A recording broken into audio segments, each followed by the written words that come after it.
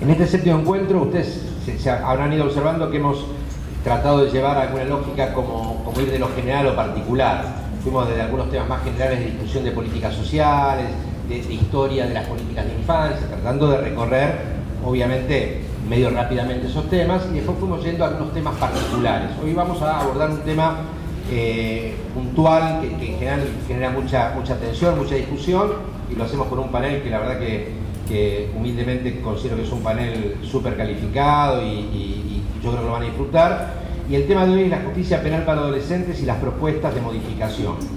Diferencias entre el sistema especializado y el de adultos, sistema de responsabilidad penal juvenil, legislaciones en la región y en Argentina. Bueno, no sé si esa parte la vamos a cubrir demasiado, lo de la región, porque no sé si tenemos tiempo, las leyes provinciales, avances y desafíos pendientes, la pregunta de rigor, debe bajarse la edad de punibilidad, violencia institucional, bueno, como subtítulos para tener una aproximación.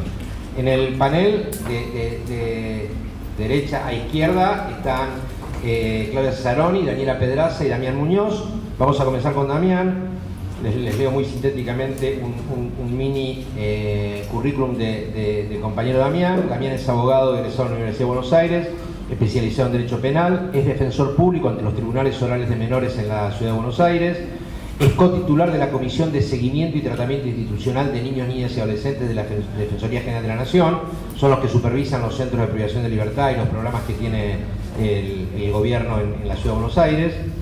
Es capacitador de la Defensoría General de la Nación y de UNICEF, es codirector de la colección Jurisprudencia Penal de la Corte Suprema de Justicia de la Nación. Este es un muy sintético currículum de Damián. Le agradecemos mucho a Damián, es un hombre muy requerido, muy ocupado, un compañero que bueno, ya ustedes van a disfrutar de poder dialogar con él. Vamos a conversar primero, cada uno de ellos va a exponer unos 20, 25 minutos y después nos va a quedar una hora para ir recorriendo los temas y poder conversar. Así que Damián, cuando quieras.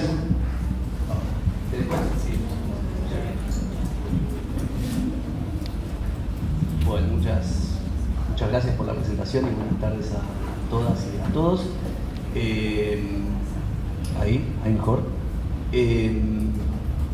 Bueno, lo primero es la demagogia no punitiva y es agradecer a los organizadores, al instituto y a Gabriel y a todos los compañeros felicitándolos por la propuesta y también agradeciéndoles por esta invitación y por formar parte de este panel que también me enorgullezco de estar. Primera aclaración, y es que a mí históricamente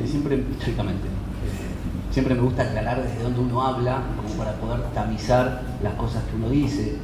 Entonces quiero aclarar que yo estoy diseñado genéticamente para defender adolescentes. ¿Sí?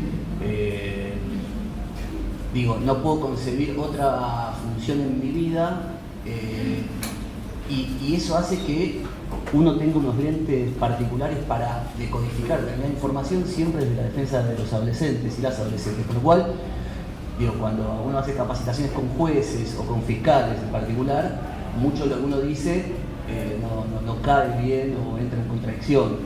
Pero bueno, me parece que está interesante plantearlo porque muchas veces desde esta visión uno puede exagerar algunos planteos que para quienes trabajan en el territorio o que ponen el cuerpo en el día a día y demás, puede llegar a parecer un poco idealista.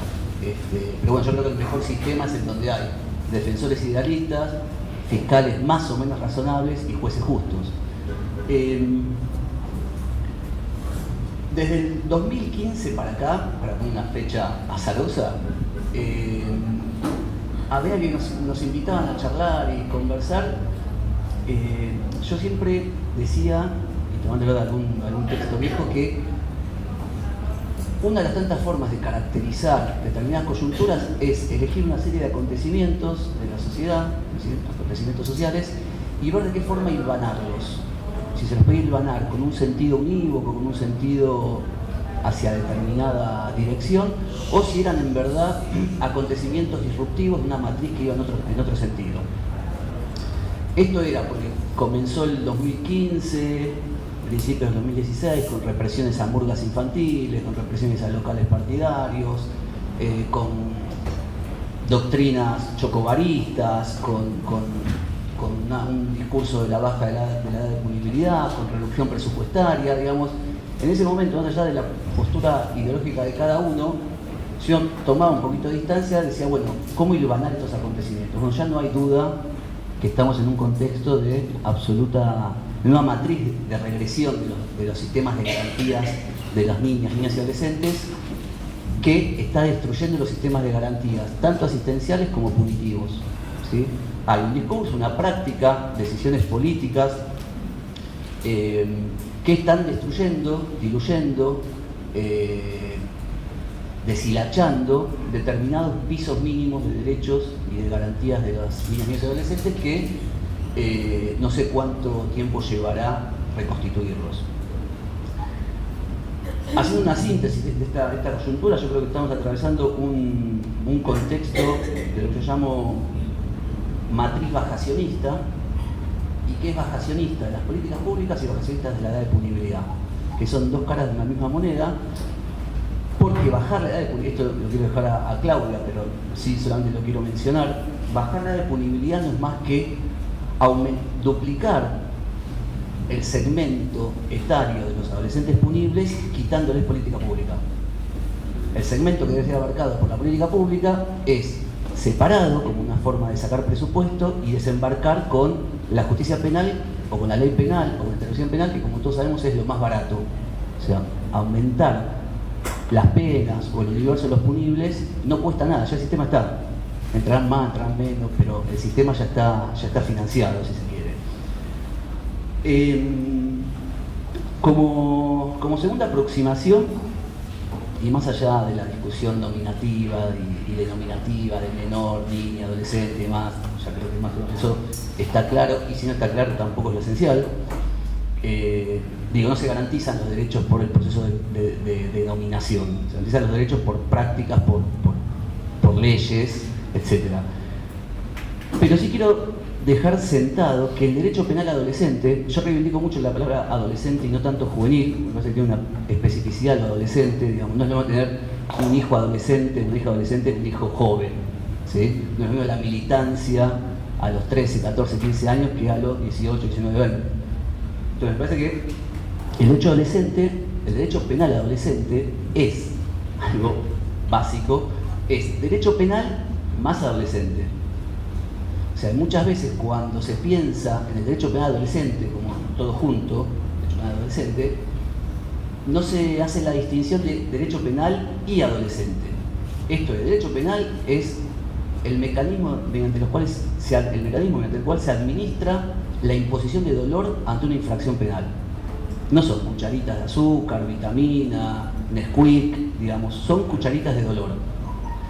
Y muchas veces el concepto adolescente no hace más que tener una recaída tutelarista pensando que qué bueno que es esto, le estamos dando cucharitas de vitamina, con una lógica ampliatoria de la intervención punitiva y no restrictiva de la intervención punitiva. Y si el derecho penal general de adultos tiene problemas y hace agua por un montón de cuestiones, básicamente desde el siglo XVIII, XVII para acá, más allá de los tormentos que existían antes y demás, cada vez nos hace más ruido justificar que se puede enjaular a una persona por una infracción y que eso esté, digamos, asumido como natural, ¿no? Nosotros mismos, que se pudra en la cárcel, esto, que se merece estar en cana, se merece sufrir, ojalá la pase mal. Y esto está naturalizado y tiene problemas, porque es muy difícil justificar. Por ahí era muy fácil justificar en el siglo XVIII diciendo, bueno, entre que te corten en 4 y estar en una jaula, bueno, hay como una diferencia sustancial. Pero hoy, digamos, y por tanto tiempo de derecho punitivo, y por los estudios que hay, por las consecuencias que esto implica, genera muchos dilemas en punto a su legitimación. Ahora, todos los problemas del derecho penal de adultos detonan, ¿sí? Estallan, la pudren, si se quiere, cuando se le agrega el concepto adolescente. Si es complicado justificar el enjaulamiento en un tipo de 40 años, una mujer de 40 años, si hablamos de un chico de 15, esto genera como mayor tipo de problematizaciones. Entonces, la justificación del castigo al delito adolescente, los presupuestos de cómo castigar, desde qué edad, el paso del tiempo, o sea, el plazo razonable, no es lo mismo plazo razonable de un adulto que un adolescente, digamos. Hay un montón de... La culpabilidad disminuye. Si hay algo que caracteriza... A ver, desde la Revolución Francesa para acá, no sé si no fue antes, siempre estuvo en juego la discusión, para ponerlo en sencillo, de las condiciones materiales de vida como concepto legitimante o no del castigo. Esto es, a mejores condiciones de vida, más legítimo es el castigo, en primera fracción. A menores, a un proceso de vulnerabilización, frente a la pobreza, la marginalidad y demás, siempre hace como más ruido el castigo. Esto en materia adolescente tiene una implicancia aún mayor, digamos, frente a una biografía de un chico que de los 10 años está ranchando en la calle, que comete delitos de supervivencia para convertir un celular en comida o en paco o en lo que necesite para escapar de esa realidad. ¿Desde qué lugar el Estado, o parecía que si la legitimidad del castigo es de 0 a 10, en estos casos la legitimidad es muy pequeña? Entonces esto pone en crisis también la justificación del castigo. Todo derecho penal adolescente debería sustentarse en 3 principios que son casi lo mismo. Primero, un modelo garantista, esto es, de garantías ante la intervención punitiva, ¿sí? Frente a la asimetría entre el poder punitivo del Estado y los ciudadanos en general, pero en particular un sujeto menor de edad, existe una serie de protecciones, de colchones, almohadones, goma eva, como quieran llamarlo, que protege al adolescente para limitar la intervención del poder punitivo. Eso se llama derecho penal mínimo, y el derecho penal mínimo en este campo es fundamentalmente reforzado. Y si se quiere, si uno dice, no me quiero meter con el consumo problemático, con el consumo por disfrute de uno, digamos, no quiero decir que la droga sea mala, pero sí es malo el consumo problemático. El consumo problemático se lo aborda desde la lógica de la reducción de daños. Entonces, a mí me parece que el derecho penal adolescente, el concepto de adolescente, lo que tiene que funcionar es como un reductor de daños del derecho penal. Esto es, tratar de construir un dique de contención para que pase la menor cantidad de cucharitas de dolor cuando se trata de castigar un delito adolescente. Y hay una tensión, bueno, teniendo en cuenta que vienen de distintas disciplinas, de distintos espacios, de distintas experiencias, sí me parece interesante problematizar cierta tensión entre el discurso jurídico y el discurso de las ciencias sociales no jurídicas, trabajo social, sociología, antropología, etc.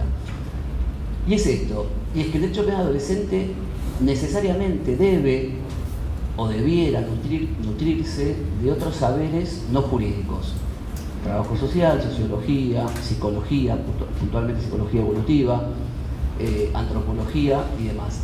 Esto lo que genera es una gran dificultad o incomodidad para los dogmáticos del derecho penal. O sea, porque los dogmáticos del derecho penal, que están sobre todo en Alemania, en España, además, cuando se trasladan acá, quieren también aislarse en las bibliotecas de las facultades de Derecho, tratan de ser herméticos en las bibliotecas para que no entre lo marginal, porque lo marginal le pone en crisis sus modelos teóricos. Entonces siempre se sienten incómodos con la realidad, o sea, hacen sus desarrollos teóricos, justifican la pena es para la resocialización, para la reintegración. Ahora le mostrás un video de cómo afilan facas en el módulo de ingreso de Marcos Paz y dice, bueno, eso, mi marco teórico es ese es un problema de la política o de Paz, digamos, pero claro, lo estás armando un discurso teórico para mandar gente ahí donde lo que termina haciendo es afilando facas. Entonces, hay que nutrir al discurso jurídico de estos saberes que lo que hacen es inundar de realidad, de tristeza, de dolor, etcétera, la vida misma de los penalistas, pero al mismo tiempo los discursos sociales no jurídicos deben tener en cuenta, y esto está bueno para problematizarlo, que su intervención es el marco del derecho penal juvenil. No es política pública. O si quieren, no es política pública de cucharitas de amor, es política pública de cucharitas de dolor. Entonces, el derecho penal adolescente lo que tiene que establecer son los marcos de garantías donde se puede intervenir con las cucharitas de amor. ¿Se entiende esto? Pero que tampoco nos compremos el discurso que lo mejor que le puede pasar a un pibe o una piba es la intervención penal cambiando el contenido de la cucharita, porque ahí tenemos un marote en la cabeza. ¿Sí? Entonces, incluso podemos justificar falencias de los sistemas de protección, total está el sistema penal. Y fabriquemos una causa penal, que la mamá lo denuncie, la denuncie y demás, porque total, esto funciona así, cuando en verdad no debería ser así. Entonces, tener en cuenta que en la intervención punitiva, en el marco de la intervención punitiva, los discursos y las prácticas de disciplinas sociales no jurídicas tienen que enmarcarse en la lógica del poder punitivo.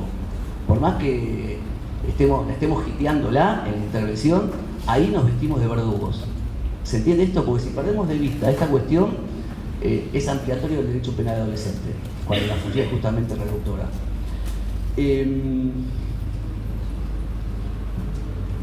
Vamos, 15 minutos, ¿no? Dos tiempos de 15. Bien.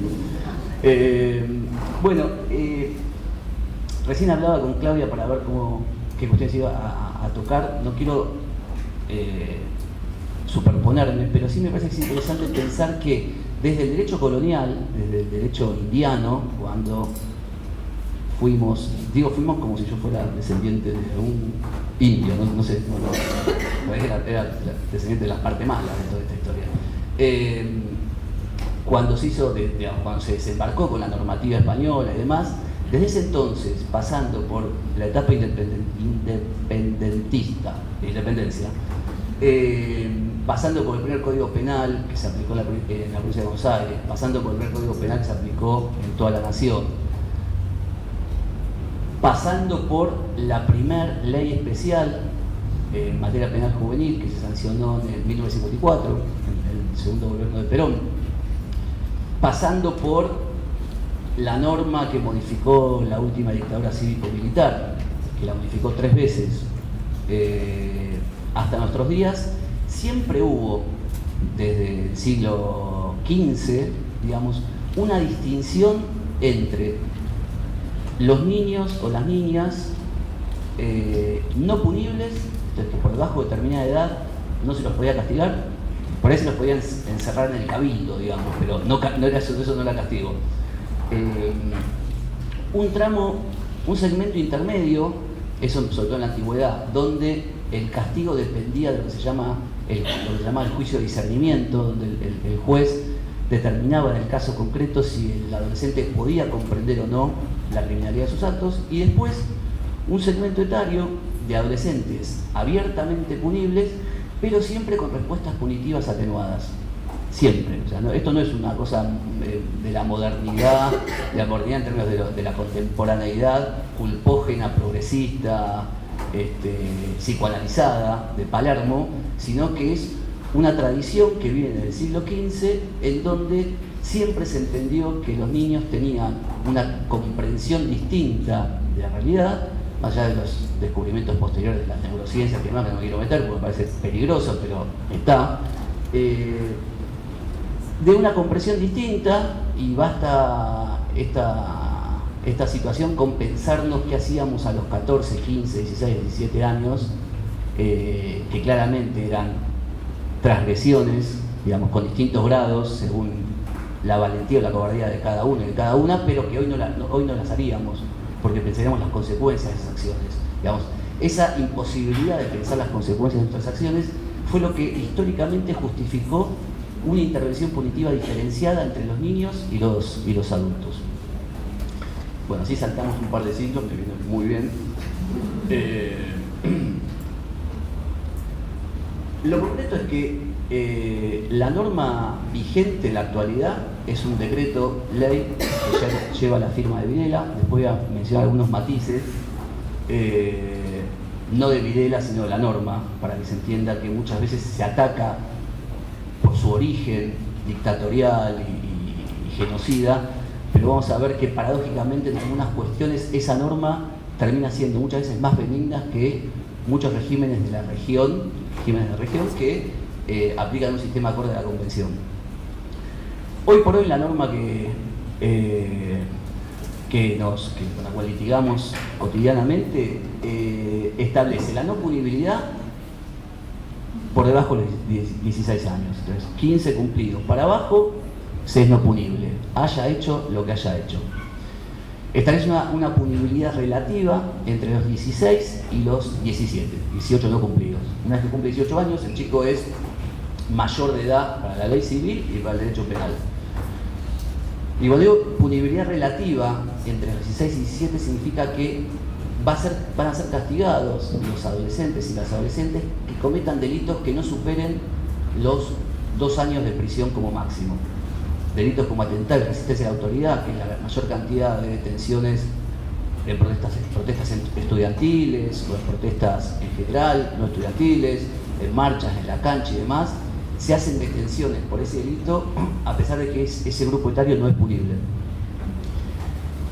Y después lo que establece son los presupuestos bajo los cuales se puede castigar, condenar a un adolescente. Y esto es, primero que haya sido declarado penalmente responsable, o sea, culpable del hecho, después que haya cumplido 18 años, con lo cual, locamente, tenemos un sistema que establece todos los principios para los niños, niñas y adolescentes, y que en la parte más heavy de la intervención, entonces cuando se castiga penalmente, el chico ya es mayor de edad. Con lo cual esto genera algunos problemas que algún que otro operador trasnochado dice, no, como ya es mayor de edad, pierde esos derechos. Cuando la lógica, y bueno, un montón de instrumentos, lo que dicen es que el régimen especializado de las personas menores de edad está condicionado por la edad del chico al momento del hecho y no al momento del juzgamiento o la condena.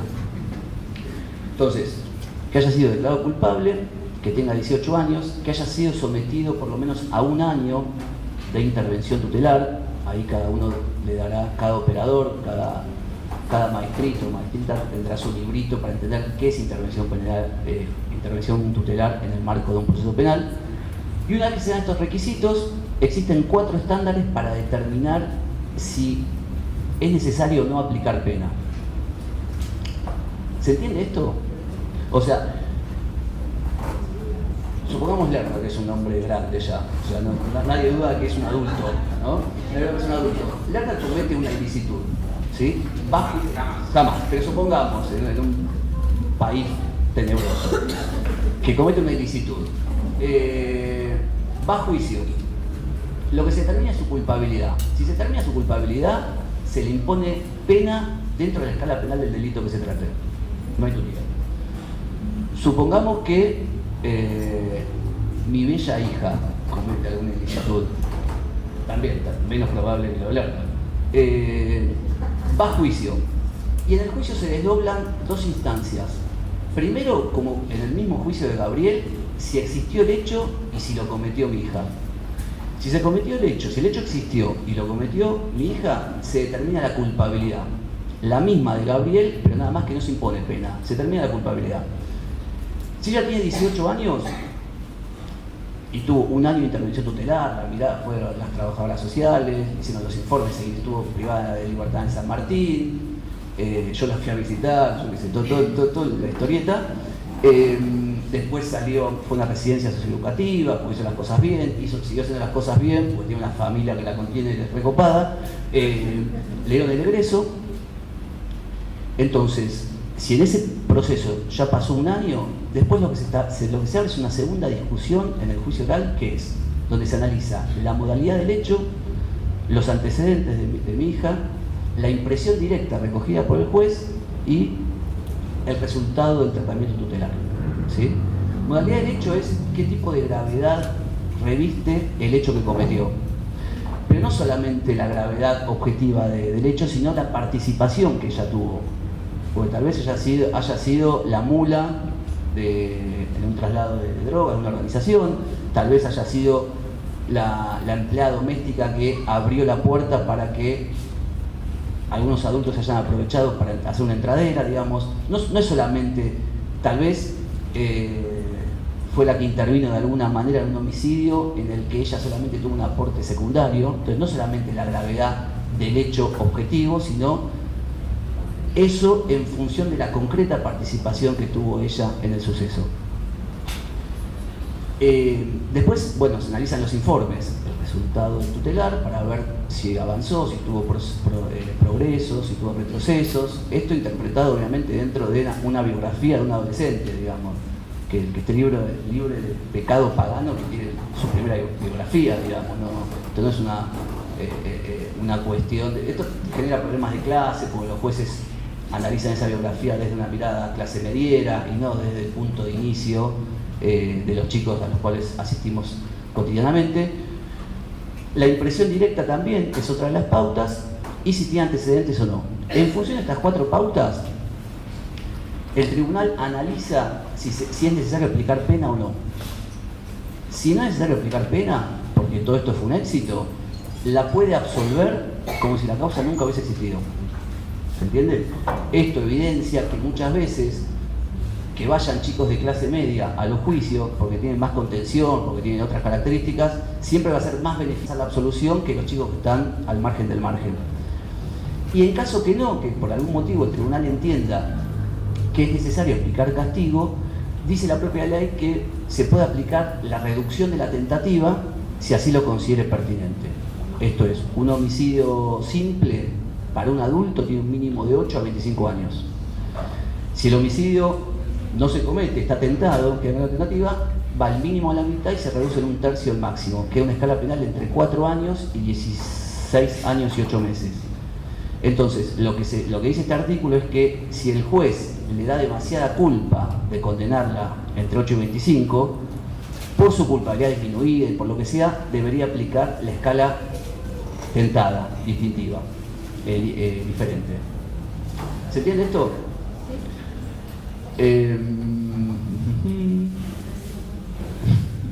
Bueno.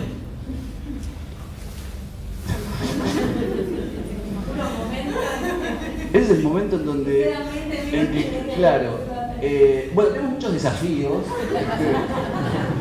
No, lo que quiero decir es lo siguiente. Ya terminamos.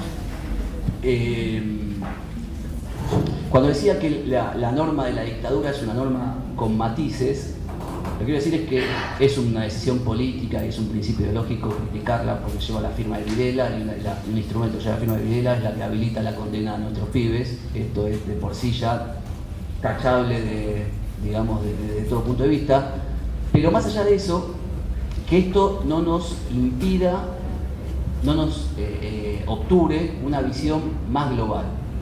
Nosotros no modificamos la ley penal juvenil, seguimos teniendo esa normativa, y en todos los países vecinos y no tan vecinos hicieron todo un proceso de modificación de la ley penal juvenil acorde a los principios de la Convención de los Derechos del Niño, etcétera, etcétera.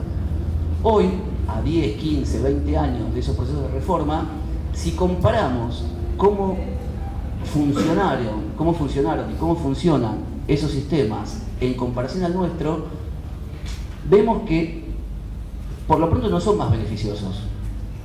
¿Sí? Por lo pronto no son más beneficiosos. Hay un mayor índice de privación de libertad, hay obviamente un mayor número de chicos alcanzados por el derecho penal, con chicos de los 13, 14, 15 años. Nosotros tenemos, paradójicamente, con esa norma, la edad mínima de responsabilidad penal juvenil más alta de Latinoamérica. Yo vine hace poco de Montevideo, Uruguay. En Uruguay, 3 millones de habitantes, tenía hasta hace unos meses más o menos 300 gurises privados de libertad. Nosotros en la ciudad de Buenos Aires, 3 millones, en el último censo, casi 3 millones de habitantes, en un proceso, bueno, ya lo podrá contar Gabriel, en un proceso que tuvo que ver con distintos tipos de modificación de prácticas y demás, se fue bajando, no sé, en el 2006, 2005, 2000 y algo, había 500 pibes por ahí en todos los dispositivos, hoy hay 70. ¿Sí? Entonces, lo que quiero dejar con esto, y ya termino, es que, a veces está bueno tener determinados discursos, pero si uno quiere problematizar la práctica concreta, tiene que ver estos matices. Muchas veces, y esto lo dijo Gabriel muchísimas veces, y yo lo aprendí de él, no, todo bien, hay que militar y exigir una nueva ley penal juvenil, pero muchas veces lo que define una política es la práctica, más que la ley. Son los trabajadores, los operadores, los equipos técnicos que trabajan desde una mirada pro libertad de los chicos, los jueces, los operadores judiciales, fiscales, que trabajan con la misma mirada. Entonces, no perdamos las dos caras de la moneda. Hay que modificar la ley, pero también hay que modificar o mantener aquellas prácticas que sean pro derechos, a favor de los derechos de los niñas, niñas y adolescentes. Muchas gracias.